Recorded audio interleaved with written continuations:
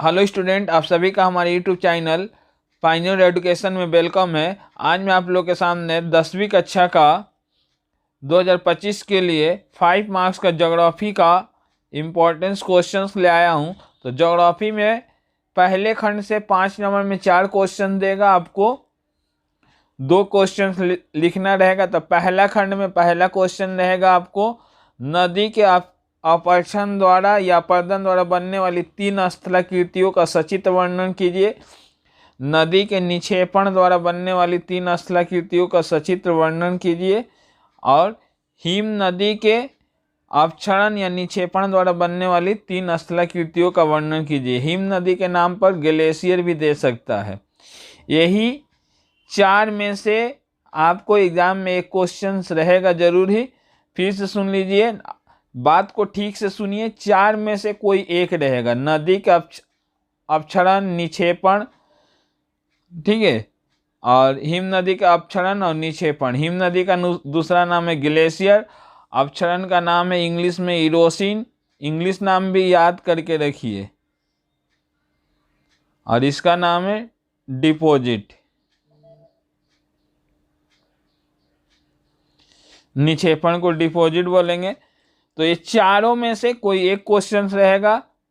उसके बाद वायुमंडल से आपको 2 क्वेश्चंस रहेगा एग्जाम में। वायुमंडल से क्या है, आपको 2 क्वेश्चंस रहेगा। तो पहला, वायुमंडलीय तापमान में अंतर या परिवर्तन के क्या कारण आने का बहुत चांस है। ओधोमंडल एवं सम तापमंडल पर टिप्पणी लिखिए। पृथ्वी पर वायुदाब की पेटियों का सचित्र वर्णन कीजिए। वर्षा कितने प्रकार के होते हैं और कौन कौन, प्रत्येक का चित्र सहित वर्णन कीजिए। वर्षा 3 प्रकार के होते हैं, पर्वतीय वर्षा, चक्रवातीय वर्षा, संवहनीय वर्षा। उसका भूमध्य सागरीय और मानसूनी जलवायु में क्या अंतर है। यहाँ से आपको 2 क्वेश्चन रहेगा। अब देखिए, जल मंडल से यही 2 क्वेश्चंस में से रहेगा। ज्वार भाटा की उत्पत्ति के कारण का सचित्र वर्णन कीजिए और समुद्री धाराओं की उत्पत्ति के कारण का वर्णन कीजिए। अब देखिए, अभी एक नया ट्रेंड चल गया है कि 2024 का भी क्वेश्चन दे रहा है। तो आप लोग यहाँ पर प्रभाव भी यदि कोई करना चाहता है तो कर सकता है, क्योंकि 2024 में प्रभाव आया है। आपको इस चैप्टर में टोटल 3 ही क्वेश्चन है। जलमंडल में ज्वार भाटा है, समुद्री धाराओं की उत्पत्ति के कारण है, और प्रभाव है। जैसे आज चैप्टर 2 का मैं हिस्ट्री में ईश्वर चंद्र विद्यासागर पिछले साल आ गया था तो छोड़ दिया था, तो वही दे दिया। चैप्टर 3 से सन्यासी और फकीर विद्रोह दिया था 8 मार्क्स में, मैं बोला था। और चैप्टर 7 से सशक्त क्रांतिकारी आंदोलन में वो महिलाओं की भूमिका लिखना था। तो टोटल यहाँ पर आपको 4 क्वेश्चन देगा। एक देगा नदी और हिम नदी से, 2 देगा वायुमंडल से, और 1 देगा जलमंडल से। ये 4 में से आपको कोई 2 ही लिखना है। ये 4 में से क्या है, आपको कोई 2 ही लिखना है। उसके बाद आपको कृषि से हर साल देता है धान, गेहूं, जूट, कपास, चाय, कहवा, गन्ना। रिपीट कर रहा है, इसलिए मैं पिछले साल का हटा नहीं रहा हूं। कि कृषि के लिए आवश्यक भौगोलिक परिस्थितियों का वर्णन कीजिए। बहुत ही ईजी है। तापमान, वर्षा, मिट्टी, धरातल, सस्ते एवं कुशल श्रमिक। मोटा अनाज बोल देते क्या है, ज्वार बाजरा। छोड़कर नहीं आना है, आप एक याद करके भी दूसरा में चला सकते हैं। उद्योग धंधों में